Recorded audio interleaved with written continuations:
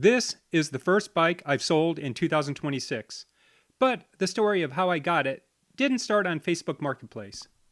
It started with a text message from a happy customer.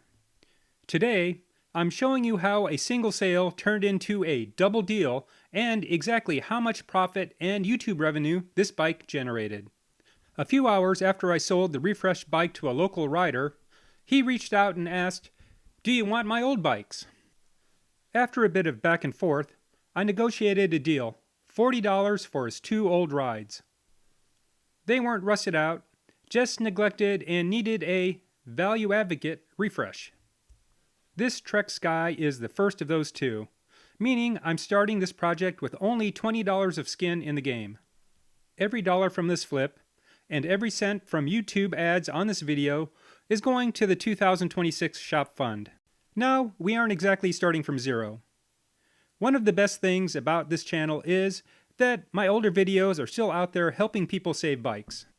So far, in 2026, YouTube has already paid me $103.66 in revenue. So, that's our starting balance for the 2026 Shop Fund.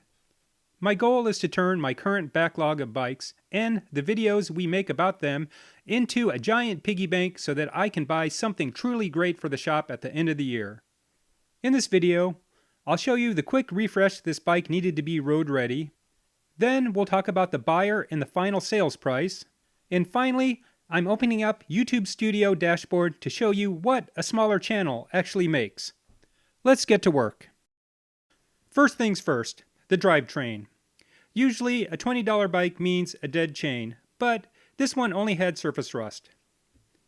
A deep soak and some scrubbing saved it. In the spirit of being a value advocate, if a part is safe and functional, we keep it. That's $15 saved in our pocket right there. But then I hit a snag. When stripping the bike down, the shift cables were kinked and frayed after I cut them.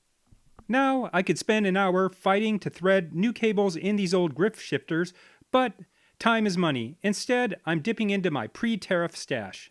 I bought a bulk set of these last year before the import tariffs kicked in, so my cost basis is incredibly low. We're upgrading this bike to trigger shifters, which actually increases the resale value in my opinion. As far as those old grip shifters go, I'm tossing them in a bin to service on a rainy day for a future ultra-budget build. Alright, let's look at the damage. To keep our shop fund growing, I have to be disciplined. Even on a budget refresh, the little things add up fast. Here's a final tally. The bike, because of that double deal, my entry cost was just $20. The shifters, using my pre-tariff stash, they were a steal at $14. The brake cables, a refresh set ran me $5. The grips, to give the buyer that new bike feel, I spent $6. That brings our total investment to $45. Now, $45 may not sound like much, but remember, I started with a $20 bike. I've more than doubled my initial investment just to get it road ready. In the flip world, every dollar spent on parts is a dollar you have to justify to the buyer. The bike looks great, it shifts perfectly, and it's officially Bike Value Advocate approved. But did the market agree with my $45 investment? Let's talk about the buyer, the sales price, and, of course, how much YouTube paid me for the work. I listed the bike for $120. Now, I'll be honest, I was a little nervous. In my experience, step-through or women's frames can sometimes sit longer on Marketplace. They just don't always see the same frantic demand as mountain bikes or road bikes. For a full week, the listing was quiet. I started wondering if I'd have to drop the price and eat into the shop fund. Then, I got the message. A buyer was looking for a reliable ride for his wife, and this fit the bill perfectly. We agreed to meet in a parking lot near my house. It was one of those miserable, cold, gray days where the rain was just starting to come down. Definitely not ideal bike buying weather. But despite the cold, she took it for a test ride and felt the new shifters and smooth brakes and was sold. But here's the most important part of the sale. I asked them what brought them to me specifically. They told me it was my sales history and my 5-star rating. That's the value advocate difference. When you take the time to fix the cables, clean the chain, and treat people right, you aren't just selling a bike, you're selling peace of mind. They didn't even haggle on the price. They paid the full $120 because they knew the bike was done right. A $75 profit for a few hours work and a $20 investment, I'll take that any day. But, as I promised, that's only half the story. It's time to see how much the advocate community added to the shop fund through YouTube. Let's look at the YouTube analytics. I actually produced 3 separate videos. The 8-point flip test, which received 902 views, added 9 new subscribers, and YouTube paid me $3.08. For the bear frame strip, which received 330 views, added 3 new subscribers, and YouTube paid me $1.34. And the final rebuild received 364 views, added no new subscribers, and YouTube paid me $1.57.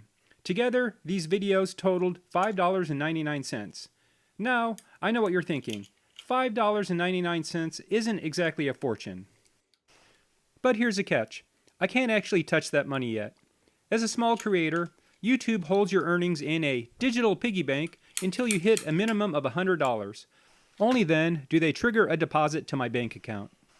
Because of my older videos, you guys are still watching, I actually cleared that hurdle right as 2026 started. I had $103.66 waiting for me, which triggered our first official deposit in March. As you can see on the screen, that $100 threshold is already reset, and we're already at $56.23 of that way towards my next paycheck. The $5.99 we earned from this Trek project is a part of that total. It's the latest brick in the wall to break through our next $100 threshold. So, let's look at the total value we've created in 2026. Even though I really bought this bike and these parts last year, I want this shop fund to be 100% honest. To keep our math transparent, we're still subtracting these costs from the final sale. The flip profit. We sold the bike for $120 after subtracting $20 for the bike and $25 for the parts. That's $75 in new value. The YouTube payout.